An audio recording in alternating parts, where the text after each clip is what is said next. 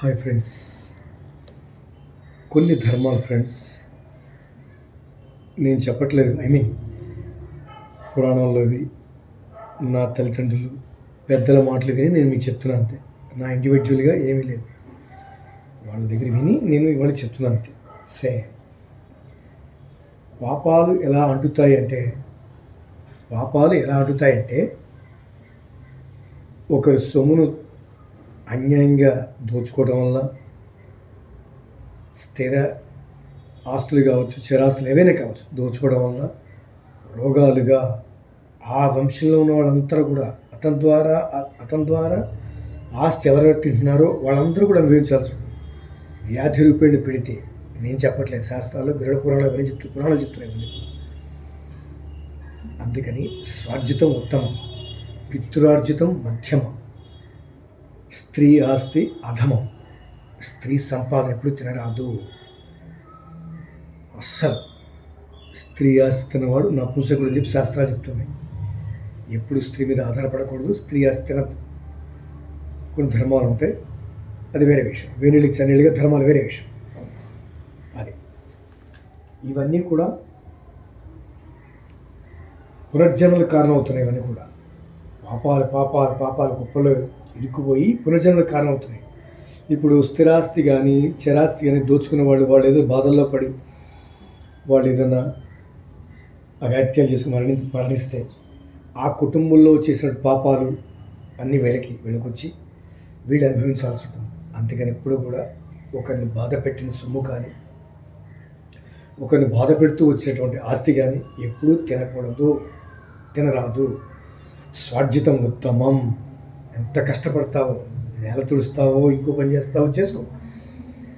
తప్పుడు పని చేయకుండా స్వార్జితంగా సంపాదించిన దాంతో రూపాయి శ్రీమన్నారాయణ గుళ్ళవి అవి ₹1,00,00,000తో సమానం. అంతే, ఆయనకి అదే కావాలి. రూపాయి ఆయన కూడా వడ్డీ కాసులు కూడా అంత ఫలితం ఉంటుంది అందులో. అన్యాయంగా సంపాదించి కోట్లు వేసినా సరే ఉపయోగం లేదు, నిరుపయోగం. ఇది నేను చెప్పట్లేదు, శాస్త్రాలు చెప్తున్నాయి. అంతేకాని స్వార్జితంగా బతకండి. ఇలా ప్రతి ఒక్కరూ తెలుసుకుని ఉంటే, ఈ జ్ఞానం అందరికీ ఉంటే ఈ లోకంలో ఇన్ని ఘోరాలు నేరాలు జరగవు. అవి ధర్మాలు తెలుసున్న తల్లిదండ్రులు పుట్టాలి. ధర్మాలు తెలుసున్న తల్లిదండ్రులు కొడుకులుగా కూతురుగా పుట్టుంటే, ఆ ధర్మాలు తెలిసిన తల్లిదండ్రులు పిల్లలకి చెబితే అవి వాళ్ళు పాటిస్తే ఇన్ని అనర్థాలు జరగవు. ధర్మం తెలిసిన తల్లిదండ్రులు ఉండాలి కదా, ఆ తల్లిదండ్రులు కూడా ధర్మం తెలిసి ఉండాలి కదా. అందుకని విద్య గొప్పది. అందుకని విద్య నేర్చుకోండి, పెద్దల యొక్క గోష్ఠిలో పాల్గొనండి, ధర్మాలు తెలుసుకోండి. పరంపర ద్వారా పిల్లలకి అలా వచ్చి సమాజం బాగుంటుంది. ఇది భగవంతుడి దయ వల్ల, నా జన్మనిచ్చిన తల్లిదండ్రుల ద్వారా, నేను పెరిగిన వాతావరణం ద్వారా నేను తెలుసుకున్నాను. నాకెప్పుడు ఈ పెద్ద వాళ్ళతోనే పరిచయం. చిన్నపిల్లలని అంత పెద్ద వాళ్ళతోనే పరిచయం. ఆ వాళ్ళతో తిరగాలి ఉండేది. అది చిన్నప్పటి నుంచి అదేంటో తెలియదు. ఇప్పటికీ నా ఆశ, నా జిజ్ఞాస పెద్దలతోనే స్నేహం చేయాలంటుంది. చిన్న వాళ్ళతో స్నేహం చేయాలన్నది కొనండి కూడా ఉంటుంది. ఇంతే, ప్రాణాలు పోనీ నాకు అనవసరం. అదొక అదృష్టం. అది భగవద్వారం. అది నేను సాధించగలను నమ్మకం నాకు, సాధిస్తాను. వేరే విషయం.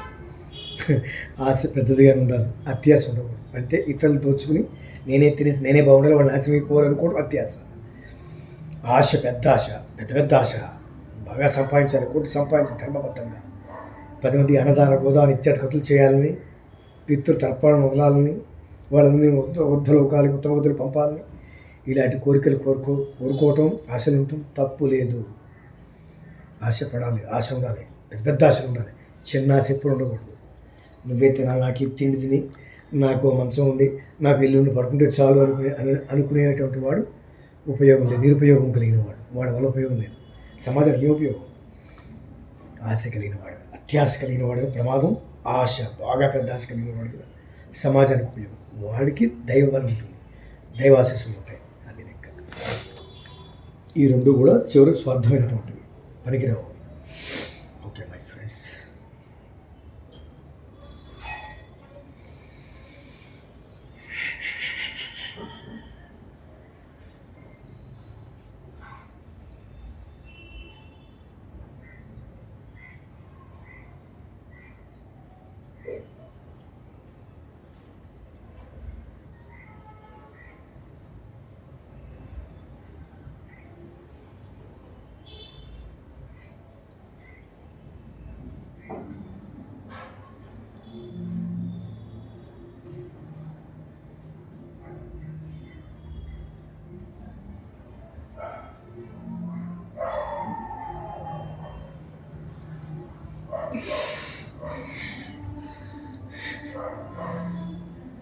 ఇలా ప్రాక్టీస్ చేయగా చేయగా 1 మినిట్ ఉండొచ్చు, పెరగచ్చు. నేను చిన్నప్పుడు మా ఫ్రెండ్‌ని చూశాను. టైం పెట్టుకునేవాడు. వాడి దగ్గర టార్చ్ ఇచ్చేవాడు. నాకు వాచ్‌లే లేవు. వాడు వాచ్ పెట్టుకొని చూసుకునేవాడిని. ఈ ముళ్ళు ఇక్కడికి రావాలి అంతవరకు నిమిషం అని చెప్పేవాడు. నీటిలో ఉండేవాడు. ఆ నిమిషం దాటిన తర్వాత పైకి వచ్చేవాడు. అది ఒక క్రియ. చాలా గొప్పవాడు. సురేష్ అతని పేరు. మంచి స్విమ్మర్. నాకు ఇది ఈత రాదు. మా నాన్నగారు నెంబర్ 1 గజ ఈతగాడు. గజ ఈతగాడు మా నాన్నగారు. మామూలు కాదు. ఎందుకంటే ల్యాండ్ లార్డ్ కాబట్టి బోరు బావుల్లో పెద్ద పెద్ద ఇంకుడు పెద్ద పెద్ద బావులు ఉంటాయి కదా, ఆ బావులు దూకేయటం. మా నాన్నగారితో కోతి. నిజంగా మంచి రాజమండ్రి బ్రిడ్జ్ ఉంది కదా, పెద్ద బ్రిడ్జ్ దూకేసేవాడు అక్కడి నుంచి. అలా వచ్చి ఉడికి కొట్టించి ఆవిడించి ఒకటి తిరుగుతుండేవాడు. నాకు రా ఆయనలో నాకేం పెద్ద ఇంతే వచ్చింది. మంచి జ్ఞానం ఆయన. It's God gift. ఆ తండ్రి నేను మిస్ చేసుకున్నాను. దానికి నేను ఏం ఉపయోగపడలేకపోయాను. నాకు మా నాన్నగారు అంటే చాలా చాలా చాలా ఇష్టం. మా అమ్మగారి కన్నా నాకు చాలా మా నాన్నగారు అంటే చాలా ఇష్టం. అట్లా దానికి నేను ఏ సేవ చేయలేకపోయాను. ఓకే, ఈ సందర్భంలో ఏం చెప్తున్నంటే డైలీ మనం ఈ చేయటం వల్ల బ్రీతింగ్ పవర్ పెరుగుతుంది, గుండె బలం పెరుగుతుంది. అది ఫ్రెండ్స్. ఇందాక మీద కొంచెం పెరిగినట్టు నాకు అనుమానం. పెంచుకున్నాను. డైలీ చేయాలి. చేస్తేనే దాని శక్తి ఉంటుంది. ఫ్రెండ్స్.